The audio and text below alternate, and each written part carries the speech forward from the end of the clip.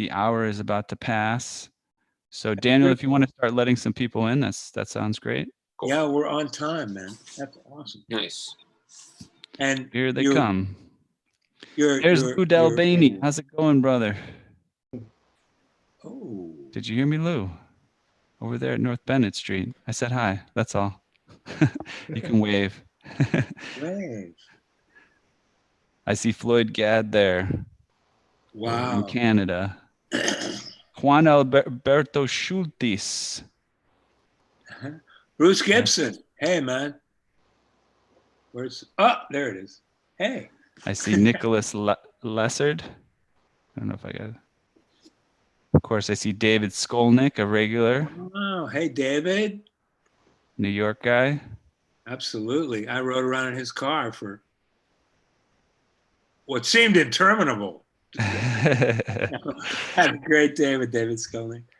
Alan Eder, my brother. Wow, Bruce Gibson. Awesome. Donna Bird, hello. So Daniel, I'm going to probably give you control of the feed here in a minute. Let's see here. Yeah, so for now, you're host, Daniel, so you can start controlling the feed. And I'll welcome everybody to Piano Tech Radio Hour. On today's show, we've got Owen Lovell. And Owen is the piano review editor for Larry Fine's Acoustic and Digital Piano Buyer, the standard consumer reference for piano shoppers. He holds a bachelor's and master's degrees in performance from the Peabody Conservatory in Baltimore and a doctorate from UT Austin. He has appeared as a soloist and chamber musician throughout America as well as internationally. Owen is currently an associate professor of music at Georgia College. He has trained as a piano technician under our good friend, Sally Phillips. How you doing today, Owen? I'm great. Thank you so much for having me, and happy Memorial Day to everybody, or Memorial Day weekend anyway, to everyone. Yeah. It's great to be here. Excellent. It's great to have you. Very excited. I know that I've known Larry Fine and had him at my house, and he's a close colleague for at least a couple of decades. So very excited to meet somebody that's allied with him and that knows him, and what an incredible human being he is. So welcome. Thank you. Thank you.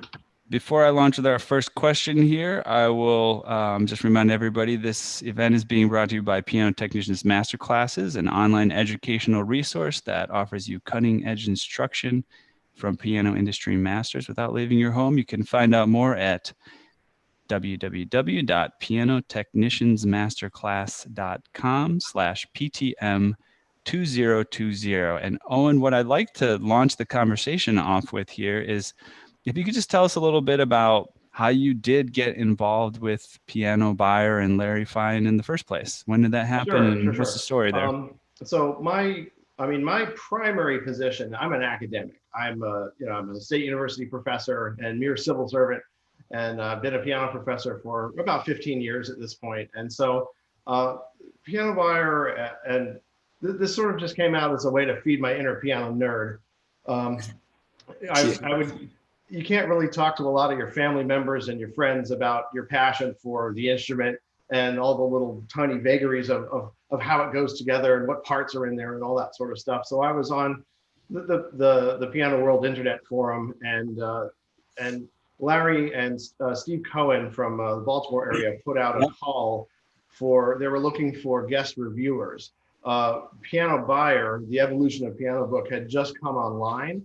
And so the first couple of reviews we had were with Steve Brady's wife. We had Mary Cushing Smith, technician, come in and do a review. But he wanted to get some perspective from some professional pianists as well, to have additional reviewers available. So I basically just answered an internet want ad.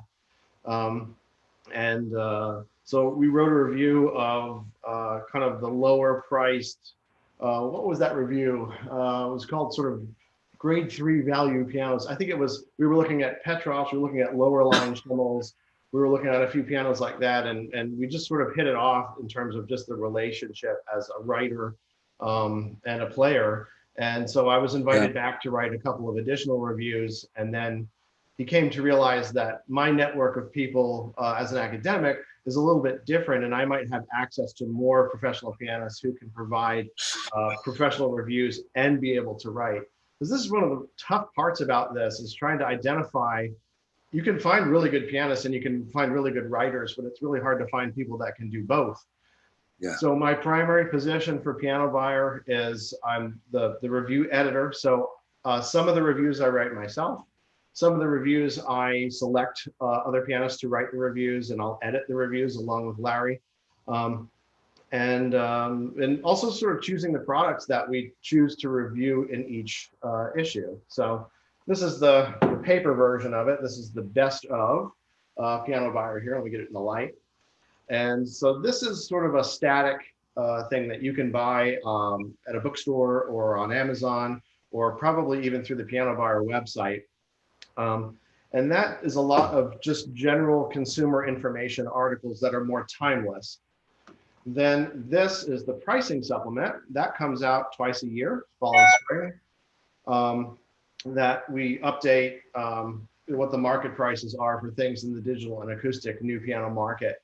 And then there's a wealth of information, including stuff that came from the old piano book on the Piano Buyer website, pianobuyer.com, which I'll call up here on my phone, which is both mobile and desktop ready.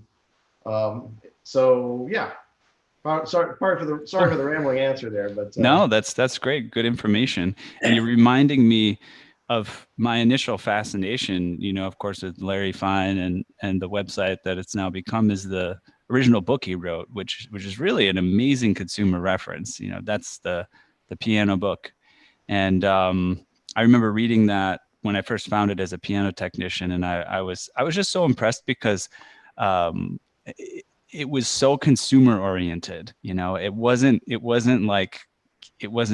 tilted towards a dealer, or it wasn't tilted towards the piano technician and how they feel about everything. It was like, you know, you're a consumer, you want to learn as much as you can about the piano, but you don't have a ton of time, and was just really impressed with that. Was that one of your first encounters with Larry? Was that book as well? My first encounter with Larry's work was taking a piano technology class as a senior at the Peabody Conservatory. That was taught by Greg Hudak and Caleb Sy. And it was sort of a crash course in, here's a little bit of information about how pianos are built. Here's a little bit about regulation. Here's a little bit about how to tune an F temperament. Here's the Braid White book. This is back in the 90s, mind you. So, you know, part of the required textbook for that course was the third edition of the piano book. And that was where I honestly learned as an American trained pianist about a lot of these different brands that are out there that I probably didn't even hear of or know about. And so it was exciting. It opened up kind of a whole new world to me that way. I've known Larry, as I said, for a long time, and I saw what he had to go through in terms of criticism when the piano book first came out. Like, manufacturers were shooting arrows in him. Piano technicians were shooting arrows in him. How dare you reveal our hidden, you know, Hogwarts stuff, you know? And how dare you reveal blah, blah, blah, blah. And it just flipped. And he was just honest and like authentic and no ads for so long that people just decided to trust him. And then it became the Bible. And that's an amazing legacy for you to be involved with. Oh yeah, definitely.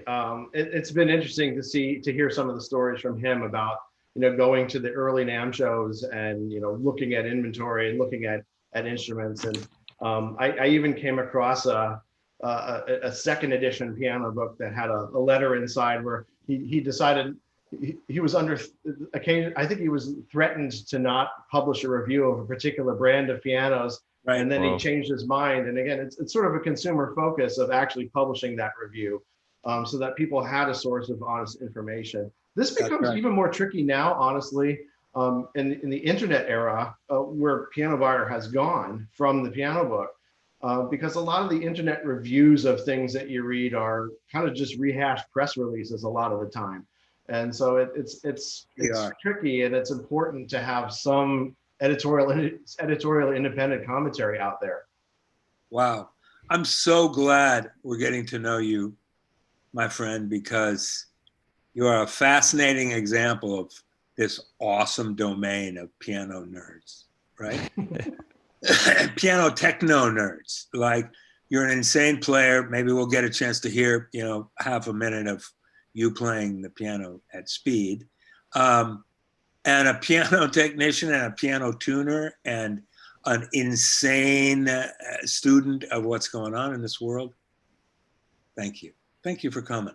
Oh, sure. Yeah, for sure. My mind is bursting with questions, but do we have questions yet from? We don't have questions in the chat yet. And I think what I was going to just make sure and give a moment to call out to people, like as you get to, you'll get to know Owen a little better. I did a little pre-interview call with him a few days ago, but you'll get to know him a little bit better as we continue. And I think the questions will start to pour out about like what he's into and what he knows, what he doesn't know.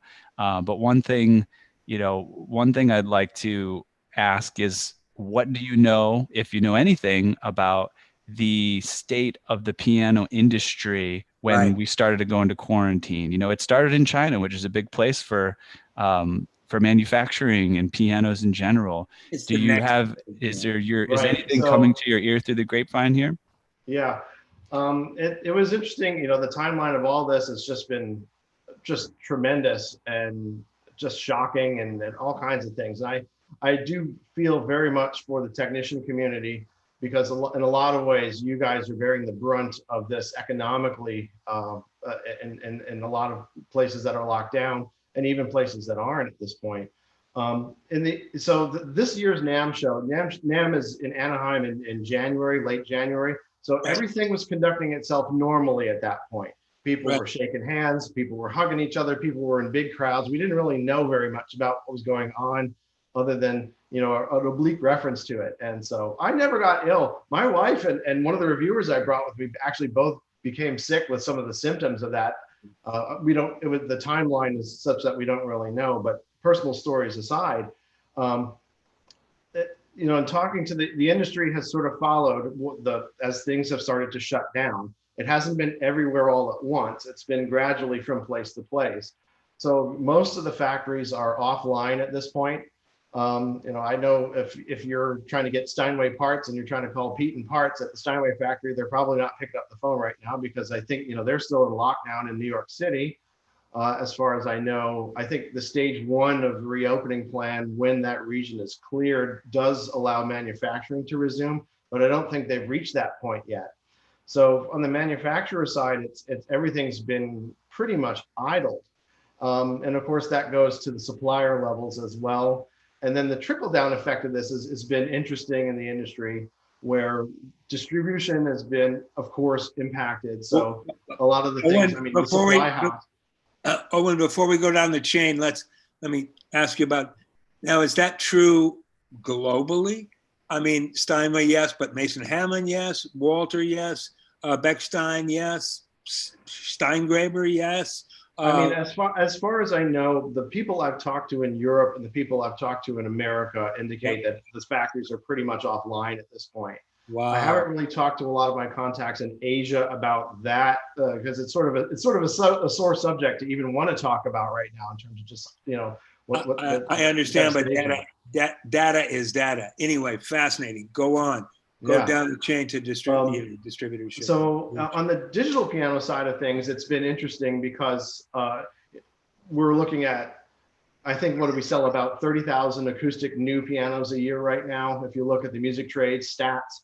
And you're probably in America at about 150,000 digital instruments are being sold right now. And so as the distribution hasn't really been happening, so a lot of distribution is reconfigured towards delivery of essential supplies. If you've tried to get something on Amazon, a month or so ago, you probably couldn't get it unless it was something you absolutely needed on a long wait. So inventories in the warehouses have definitely kind of shifted what's even available. And then, of course, on the dealer level, some of you know this because of your affiliations with the dealers. anywhere, we're looking at anything between dealers that are still closed because of lockdown orders, dealers that are still closed because they choose to be and they don't really think the business is there yet, people that are appointment only, or people that are operating sort of on a skeleton crew. I don't really know a lot of dealers that are operating at 100% capacity, even in states that are more open in the US than others.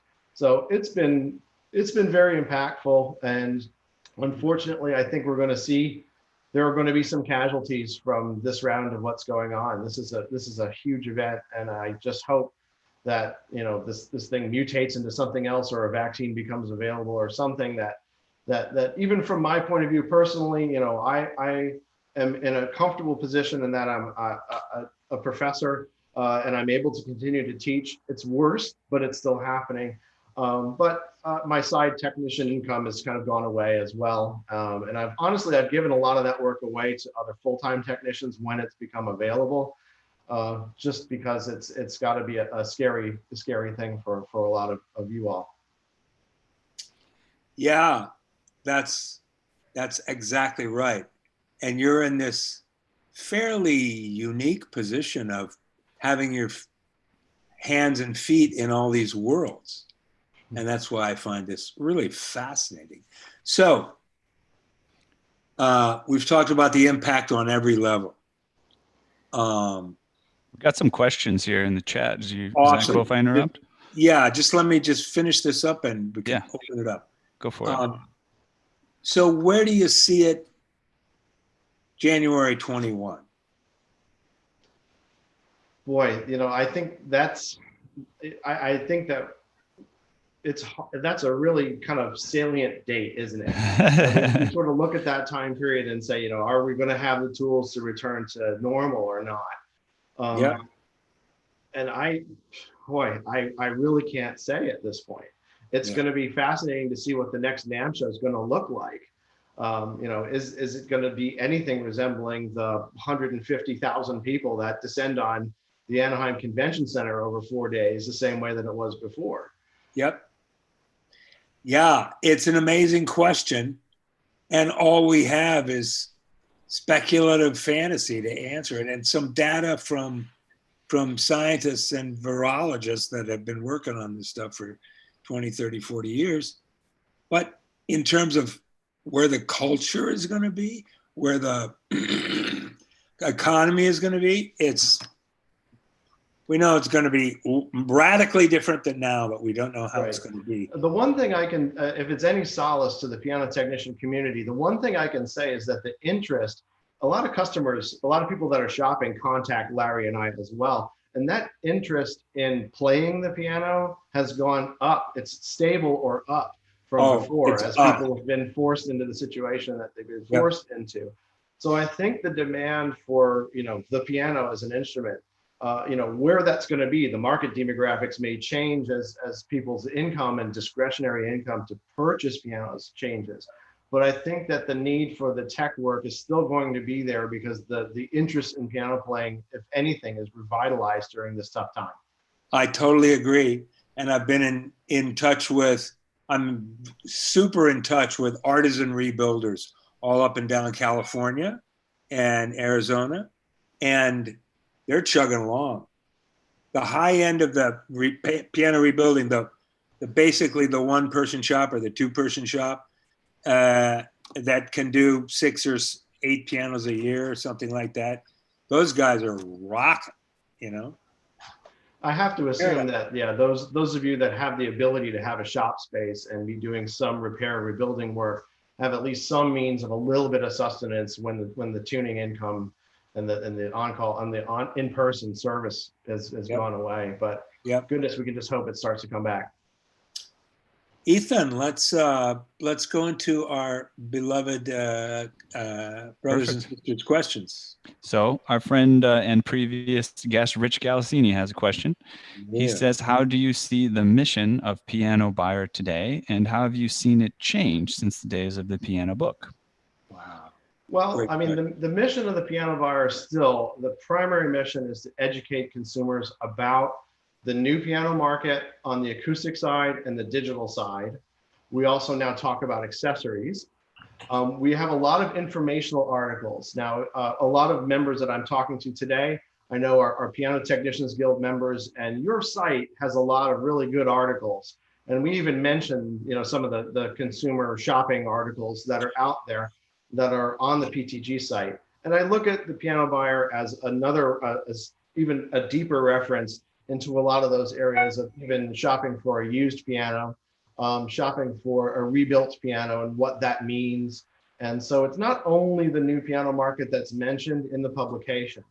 The way that it's changed from the piano book days to the piano buyer days are pretty clear.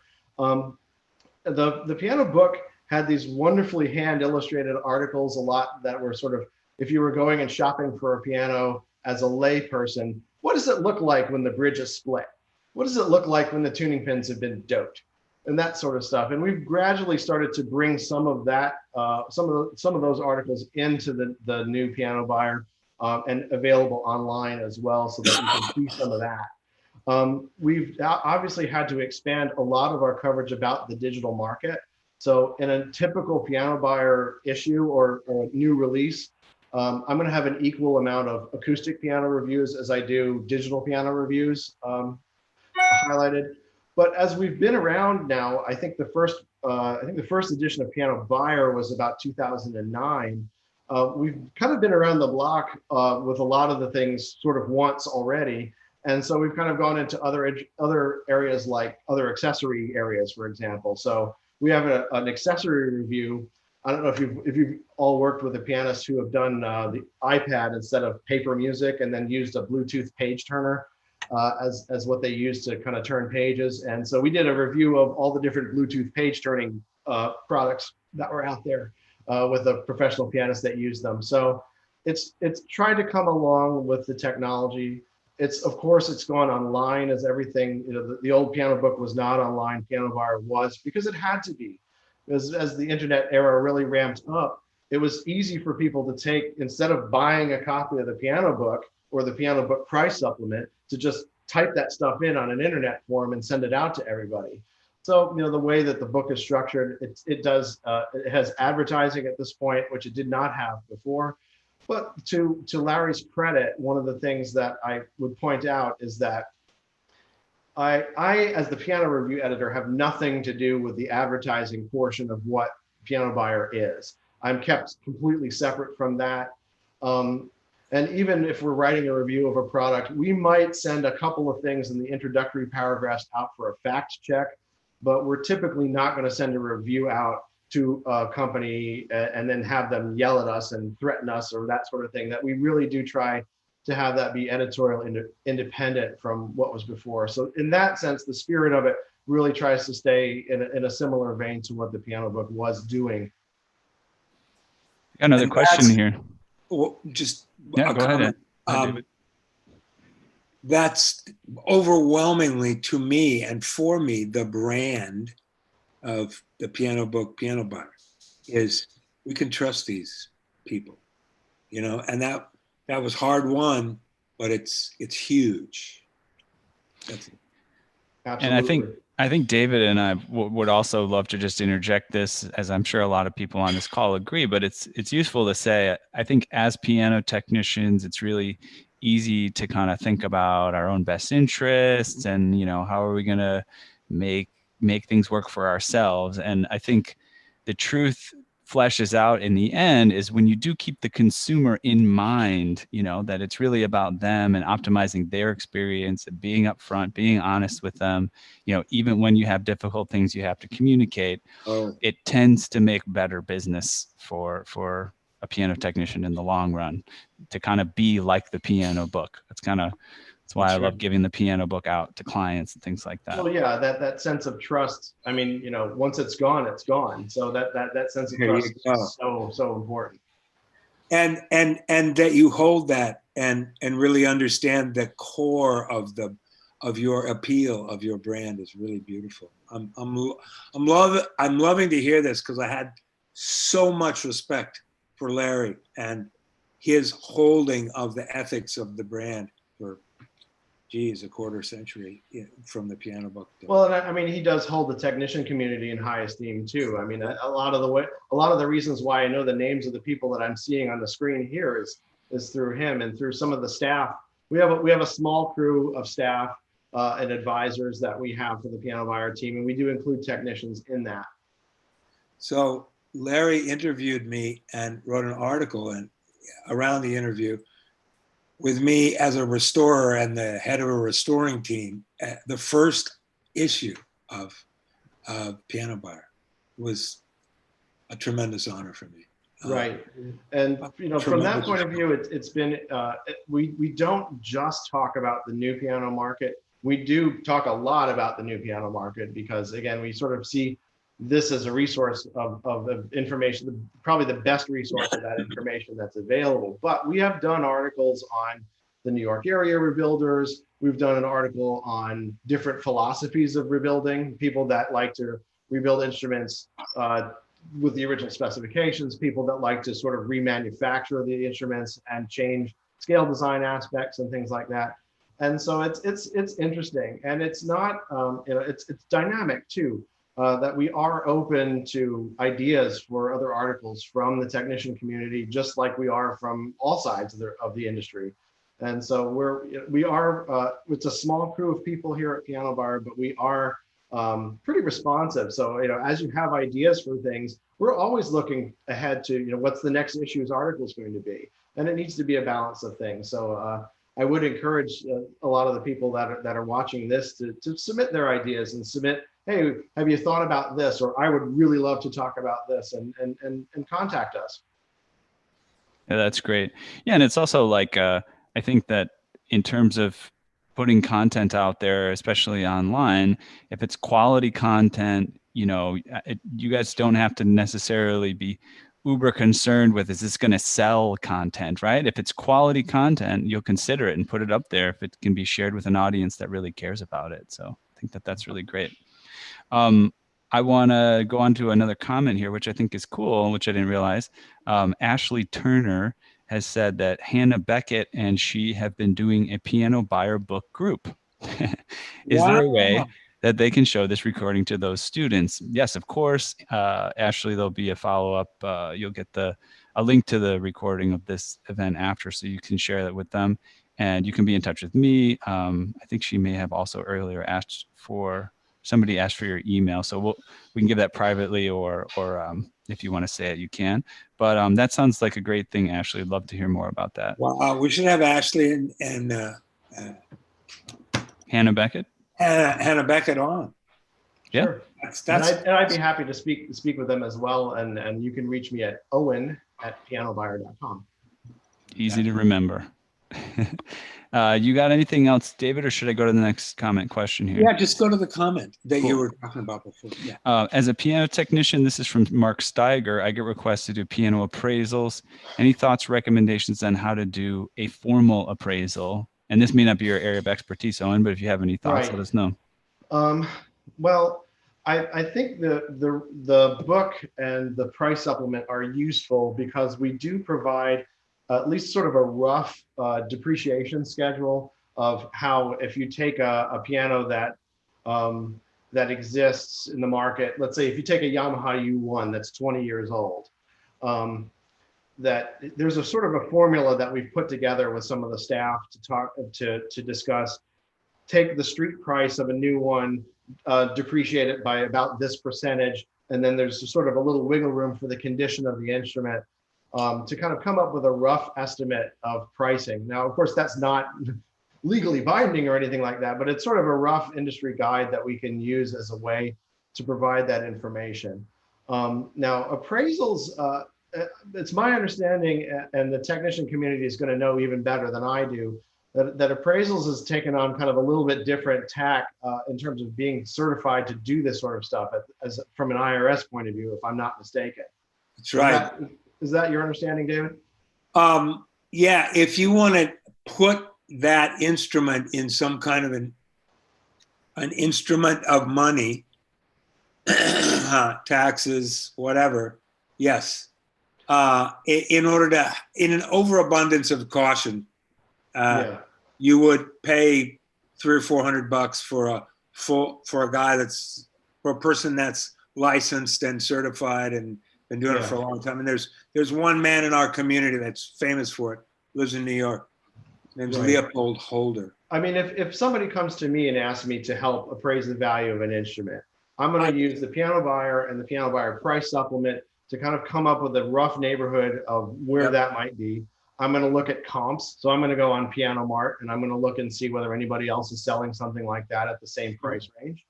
And then ideally, if I can be hired to inspect the instrument and sort of comment on its condition, one of the things that I've sort of liked telling customers recently, and I'd be kind of curious to hear the reactions of the tech community, is instead of just hiring for an inspection, occasionally I've been asked to consult for somebody who's buying something remotely.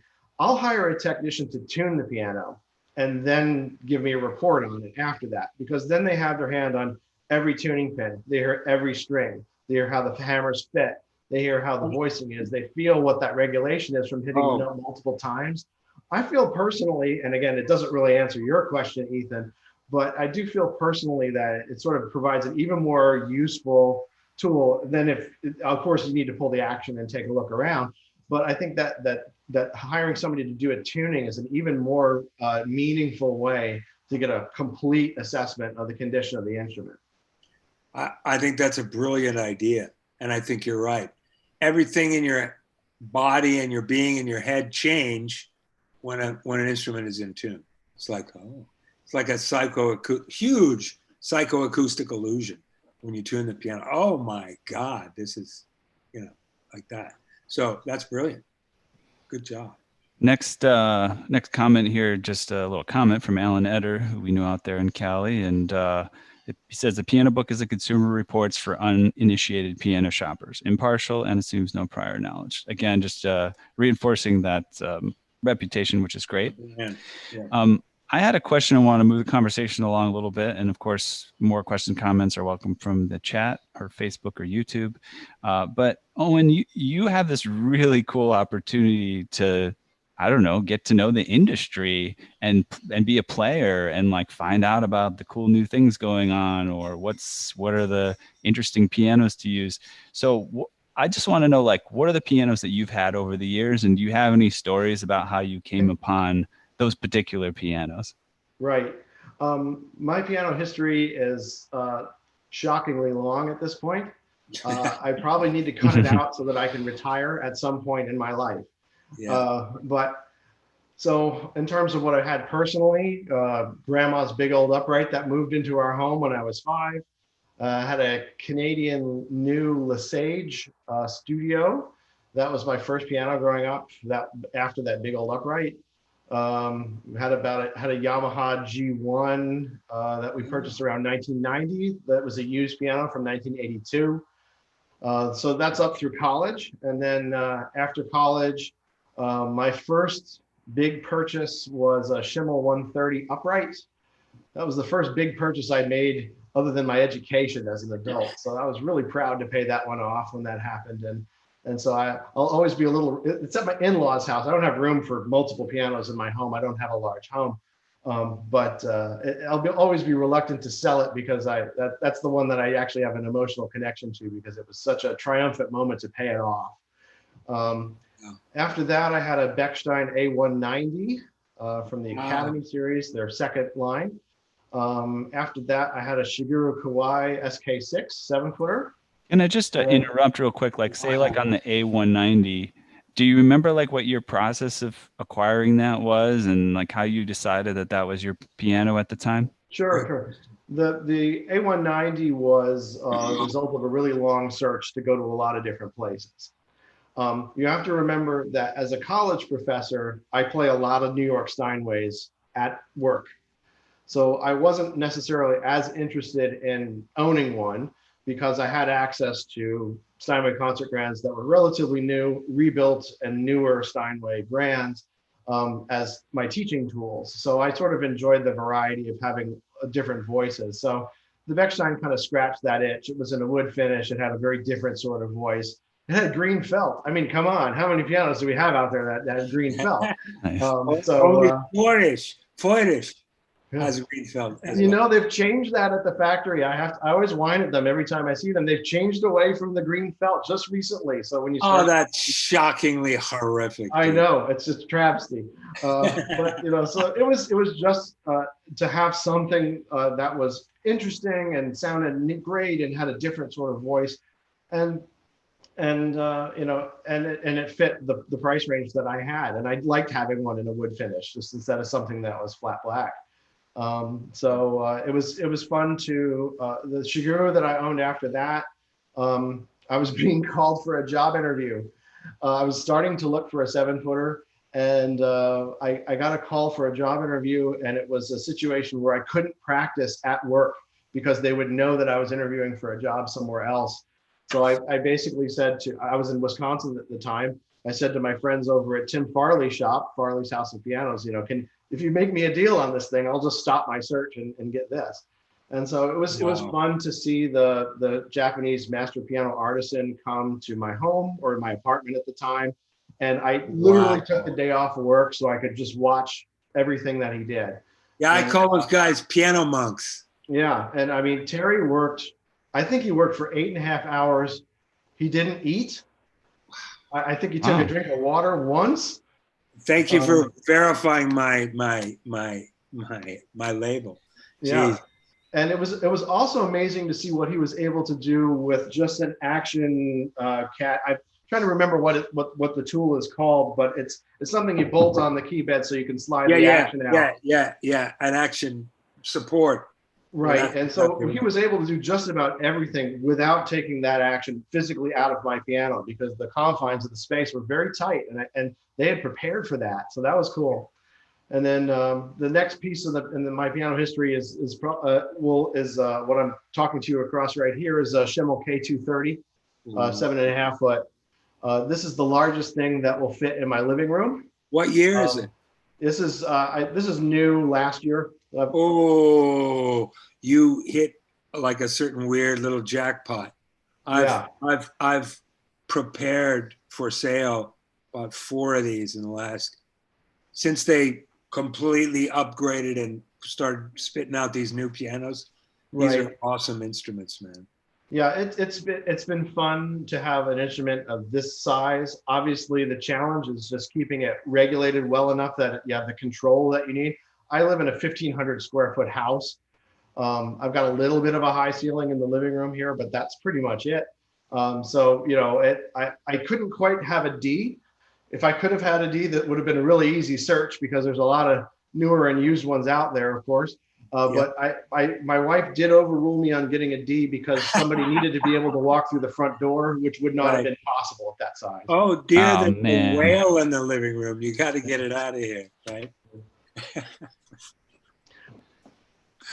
Well, thank you for sharing that. Yeah, I think it's really interesting to hear about that. And is it, how do you feel that your relationship with Piano Buyer has allowed you to like make better decisions? I mean, I'm sure the answer is yes, but is there any details that you have on making your own piano buying decisions? I'm a lot more educated, of course, about, you know, being able to choose an instrument and being able to evaluate an instrument. I mean, it's the ultimate piano nerd job because I get to play literally everything that's for sale in North America. Wow. And get to walk into the dealers and just try everything that's out there. So, you know, if I want to go up to Atlanta to Cooper's, or if I want to go up to the Don Bennett shop and Sam Bennett shop up there at Piano Works and walk around the rebuild shop and play whatever, it's super fun. People get really scared of going in piano stores, and I get excited to go in the piano store. So from that point of view, it's definitely different. On the flip side of that, I do have to say, you have to be careful working for the Piano Buyer in this capacity because you can end up in situations where I don't want to call into question the ethics of the book. And so, you know, a manufacturer might really want me to own one of their pianos, but, you know, I still am going to go through my local dealer through the sale process and things like that. I mean, I would love to be flown to all these factories all over the world and see what it's looking like there. But it's not fair of us to expect the company to fly us over there on their dime and to put us up in a hotel and feed us and then expect me to write something in particular when it comes time to write a review. So I still do a lot of that sort of stuff, and I'm afforded a lot of those opportunities because I'm an academic. So it's pretty easy for me to get a concert in a particular place if I just sort of trade a concert with another professor who does what I do over there. But we've been trying to be careful about how we do that, so that I don't put the publication in any sort of compromising situation as well. And it's definitely a concern that way. But it is really cool to have people whose factories are on the fall board on a first name basis or in your phone. I mean, that's really, it is, you do get kind of starstruck by that in a way. It's amazing. Now here's a possibly controversial and certainly unsettling question. What percentage of dealers that you walk into, and you must have an order of magnitude more experience with this than most of us, even though we're full-time in the business. What percentage would you say of those dealers really do prep their pianos that are on the sales floor? What I'm seeing out in the field generally comes from one of two camps.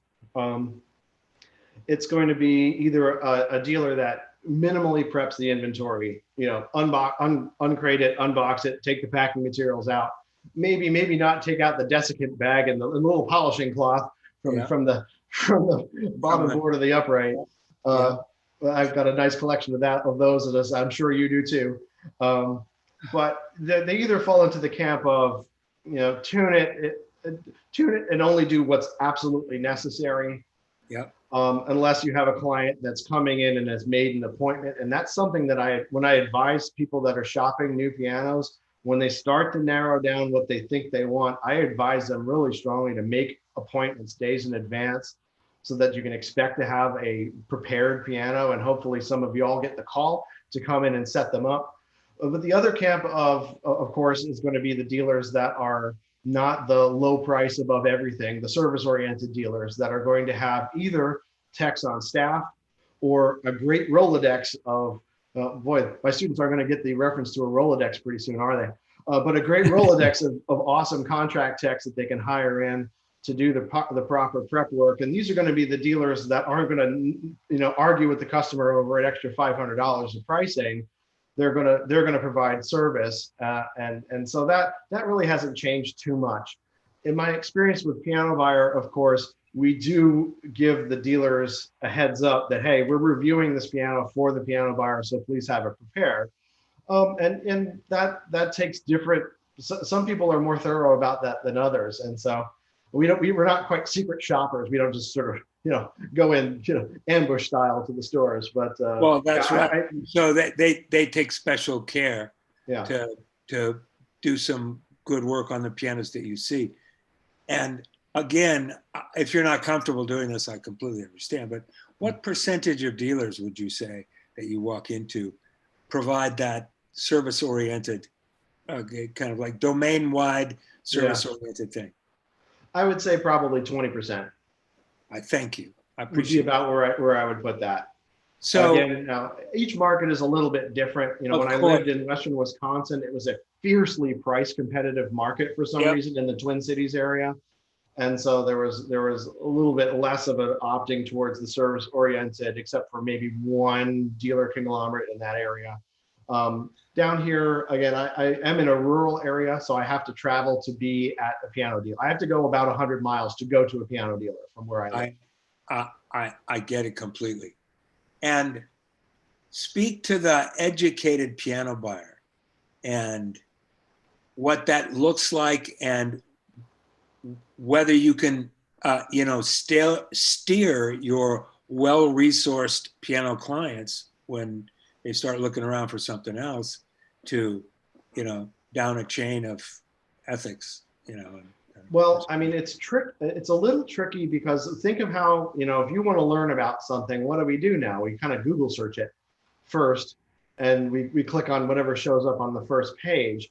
And a lot of those results are going to have sort of an advertising bent to them as well.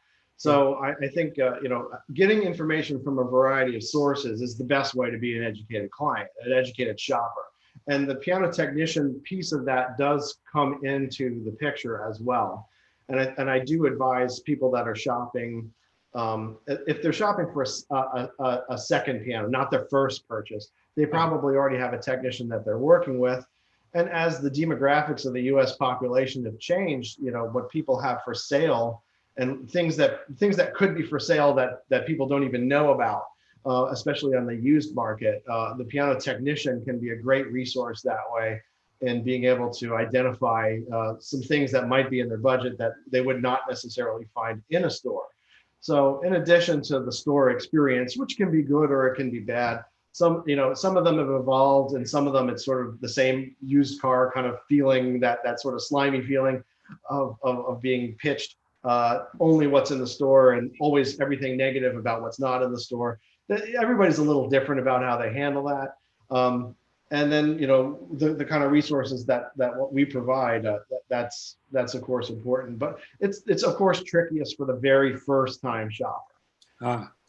So I know that most of my respected brothers and sisters here on this call are piano nerds and are on this call because they're piano nerds and they want more data and more community and more like feeling like, wow, we're doing something.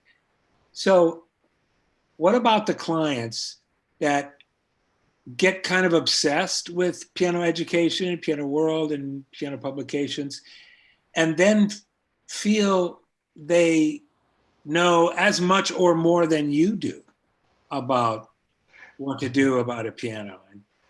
As a couple of my colleagues have described in the past couple of months about a particular person, they know just enough to be dangerous. That is the. I can certainly sympathize with that sentiment, where you might be trying to advise a client that way, and I probably in some ways, in some respects, I may be guilty of that myself.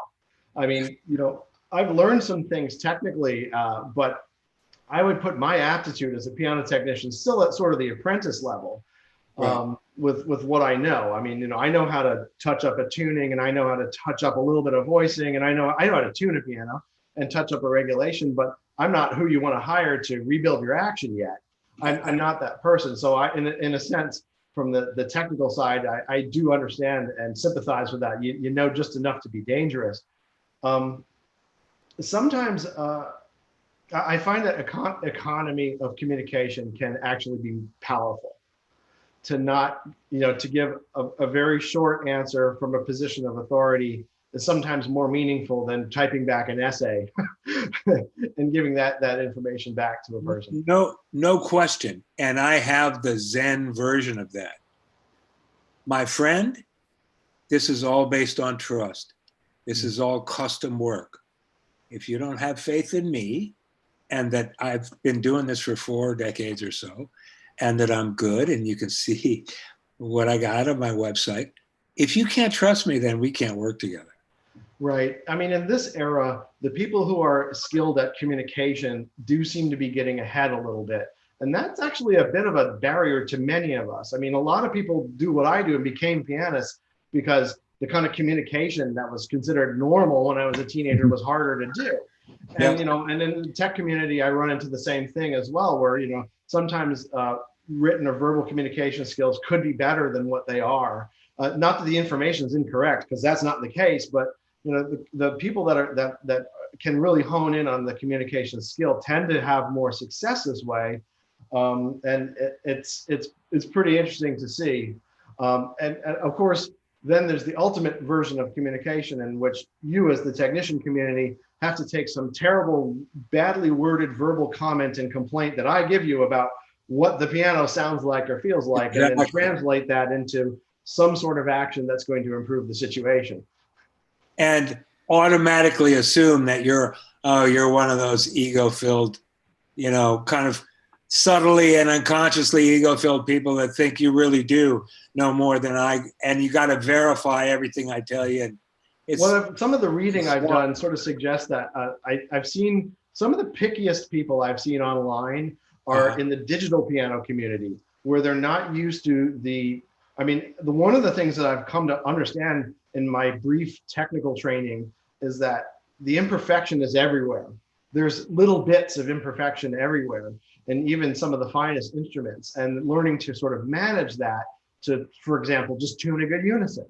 And so a lot of the people on the digital side is that technology has increased as memory has become cheaper, and then the quality of the samples get better. They start to freak out when they hear a little whisker of a false beat, or they hear a little damper noise, or they hear a little bit of that. And so the things that we take for granted as part of just the experience of playing a piano, you'll have pages on Piano World that are 10 pages long of people complaining about some odd noise that this model is making, which is just an artifact of an actual piano. Exactly. Wow. Hey, Ethan. Yep. Man, I don't know how you're feeling, or I don't know how everybody else is feeling, but I am loving this.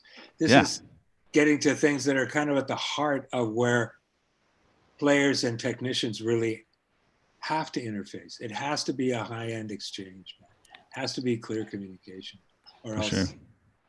One thing that came up for me while you guys were talking about communication is just what I find is interesting about the overlap with being a piano technician is the more I learn about communication, the more I learn that it's about listening.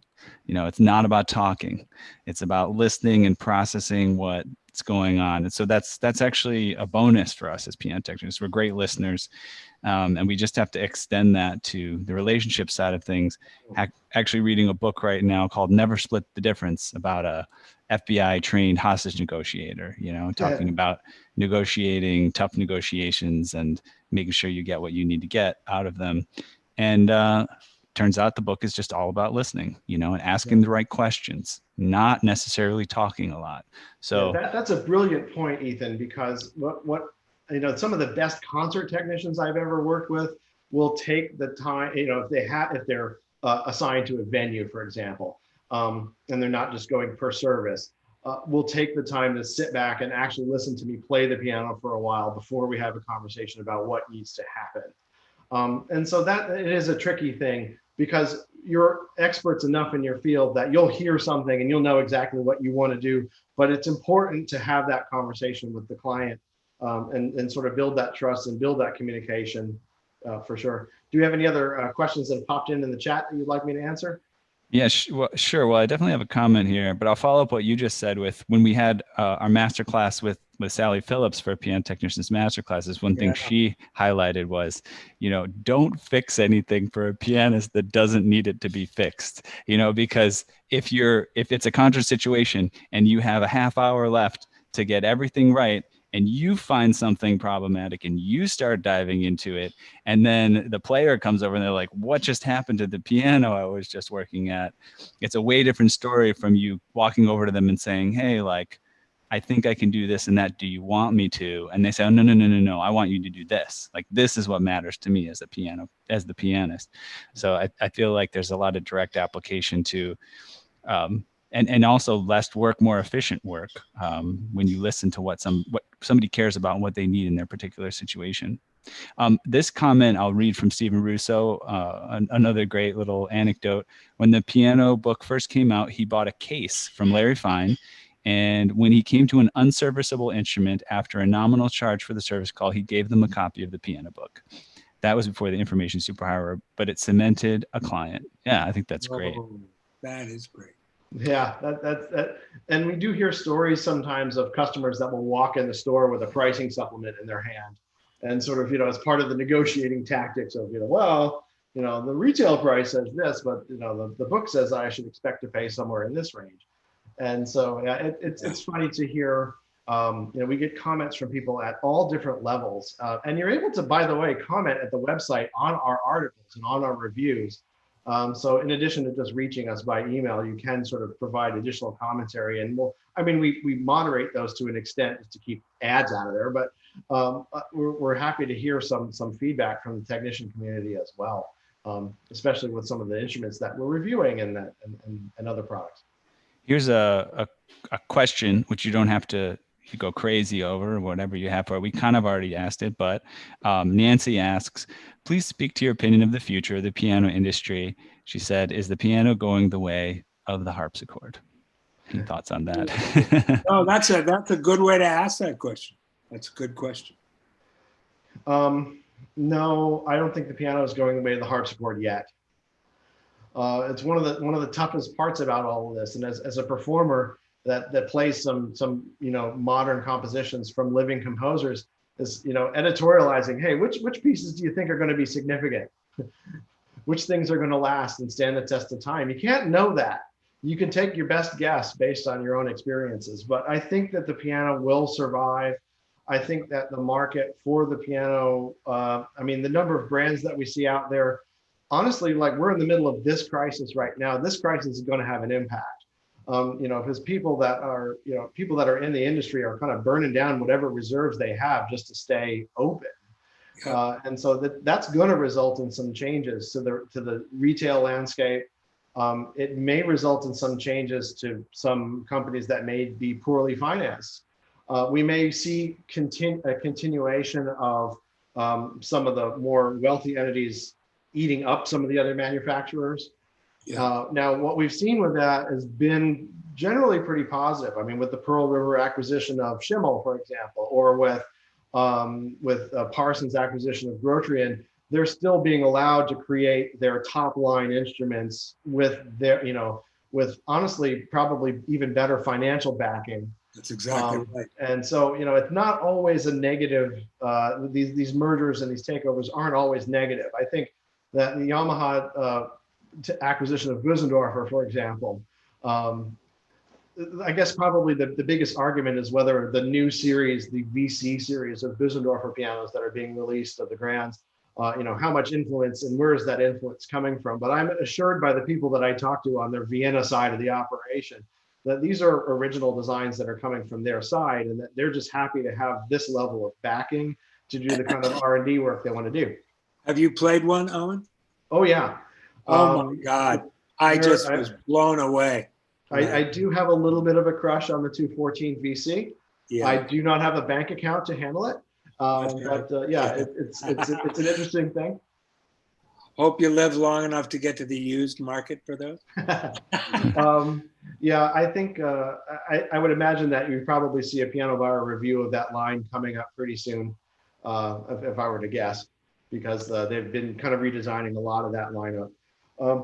So I think the industry is going to continue. The number of owners might shrink, but I think the number of brands might shrink a little bit. And for me, and as I'm sure a lot of the tech community appreciates as well, I do like having the choice. I like having the diversity of choices available to me. Yeah. Including the rebuilt market as well, including having a couple of finished stock rebuilds available to play. So without getting into a huge side discussion of, all right, well, what hammers do you like, and what voicing protocol do you like, and what do you think is the perfect tone? And I love the fact that there isn't one good answer to this. And I'm always skeptical of those who are going to yell at me and tell me that this is the best answer and this is the only answer. I enjoy the variety, just as I enjoy, having friends of all different viewpoints. Yeah, that's the dogmatic side. When, by God, this is the road to Rome, and it's the only road to Rome, and this is the way Rome is achieved. That's ridiculous. I personally know so many awesome artisan rebuilders that come at things from radically different viewpoints, and it works because they're artisans. So, Mr. Janney, yes, sir. The old clock on the wall is ticking down to 0 hour. Yeah. So we still have some questions in the chat, but we're probably just have to drop out of them. I guess that just means that was a good interview. We had some lively commentary in the chat and feedback in here. So maybe we can get to those type of questions in another episode. Owen, thank you so much for being here. If you could grab the review link and put that in the chat. So if anybody wants to give feedback, we really appreciate that. It helps us improve the offering here. Ethan, could you put one little YouTube clip in there so they can hear the level of this man's playing? We'll put his website link in. There you go. That's pretty easy to do. Awesome. Actually, we have his. I really appreciate the opportunity to just be with all of you. I just enjoy having the conversation and just the questions and the stimulation of doing something else that isn't just sitting around the house. So I love it. I appreciate everybody's time and joining me here. And again, Owen at Piano Buyer, if you want to send me an email, pianobuyer.com if you'd like to check out the website of the Piano Buyer. And we look forward to seeing you back out there in the field and God knows out in the halls one day soon. I look forward to that day again. Listen, sure. we could go another hour. I got tons of questions. I know other people are really getting stimulated now. We'll do it another time. We'll talk more about Chinese pianos. This is great. Thank you so much. Awesome. Now I feel like I know you. Thank you so much, David. Thank you, Ethan. And again, to the rest of the audience, it's really great. And I hope that those of you who are just logging on, I mean, they're doing this out of the goodness of their hearts, but I've heard really wonderful things about the Piano Technicians Masterclasses series as well. And so I hope that you'll consider that as part of your educational toolbox, as I know I will. For sure. For sure. Yeah. And I just put a link in the chat there. If you want to sign up for Piano Technicians Masterclasses, the link's there. The feedback link is in the chat as well. So make sure you grab that and give us your feedback. And with that, I will say we'll sign off our live stream pretty much right now. And then I will also just end the Zoom call a couple seconds later. Bye, folks. See you next guys week. Later. Thank you so much for being here. Ethan, I'll tag you in a minute. Okay. Okay, cool. You want to hop? I'll call you. Yeah, I'll call you. We'll get a phone call. All right. Sounds good. See you later, everyone.